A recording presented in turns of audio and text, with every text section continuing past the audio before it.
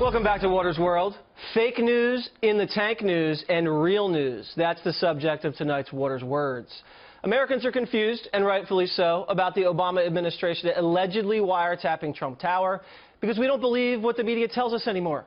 Here's an example why. On January 20th, the New York Times published a headline that read, quote, "Wiretap data used in inquiry of Trump aides." Reporter Michael Schmidt writes that U.S. law enforcement and intelligence agencies are examining intercepted communications as part of an investigation into possible links between Russia and Trump associates, and that the wiretap communications have been provided to the Obama White House. So, the New York Times reports the Obama White House knew there were people wiretapping Trump world?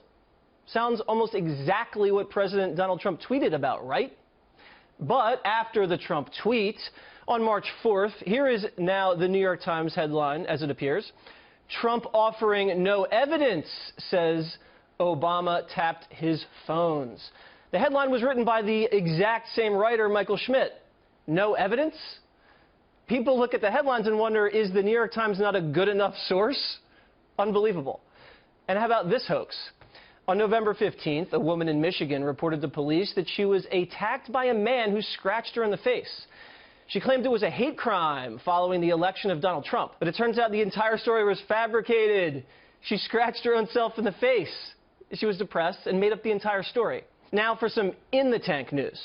And just so you know, the next 4, possibly 8 years will be eye-opening because Water's World will be able to perfectly show the media double standard, how it covers the exact same thing differently. Example 1. A Republican congressman, Jason Chaffetz, received a massive negative press when he said this about the new Republican health care bill. Americans have choices, and they've got to make a choice. And so maybe rather than getting that new iPhone that they just love and they want to go spend hundreds of dollars on that, maybe they should invest in their own health care. The congressman received wall-to-wall coverage on cable networks for this so-called insensitive gaffe. But wait a second. I remember another politician saying the exact same thing and receiving zero negative press attention. Roll the tape. What I would say is if you looked at that person's budget and you looked at their cable bill, their telephone, their cell phone bill, other things that they're spending on, it may turn out that it's just they haven't prioritized health care because right now everybody's healthy. Nobody actually wants to spend money on health insurance. He said the exact same thing, but when a Republican says it, it's a gaffe. Example 2. Ben Carson said this a few days ago. That's what America is about. A land of dreams and opportunity. There were other immigrants who came here in the bottom of slave ships, worked even longer, even harder for less. Immigrants or slaves? This soundbite was the lead story on many liberal shows. It was called a gaffe, racially charged, and historically inaccurate. But guess who else said the exact same thing? Certainly it wasn't easy for those of African heritage who had not come here voluntarily, and yet in their own way were immigrants themselves. So you see, there's a different standard when Democrats say something because the press is in the tank. Now, for the real news this week. Things you may not have heard about much because you've been overwhelmed with fake news and hoaxes. Illegal border crossings down 40% in Trump's first month in office.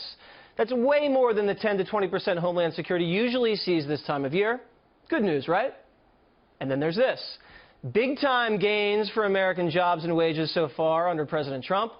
235,000 jobs were added in the month of February, following 238,000 jobs added in January, the best back-to-back rise since July. President Trump will be judged on his performance in office, so keep these numbers in mind. Speaking of big numbers, remember how department stores were dropping Ivanka Trump's line due to low performance? Well, since then, her clothing sales increased 346%. Does that sound like low performance to you? I don't think so. And here is a story that the mainstream media completely buried. Remember how the IRS was caught targeting the Tea Party under President Obama, and all of a sudden they lost or destroyed mountains of evidence? Well, 2 years later, the IRS curiously located 7,000 documents. But again, not a smidgen of corruption there, right? Of course not.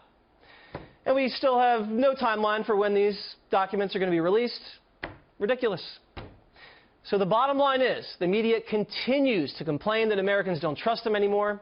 Well, I think these examples I just showed are just the reasons why. So until the media reports fairly, accurately, corrects the record, and stops burying positive news for Donald Trump, trust in the press will continue to erode. But you can always trust Waters' words to tell you the truth.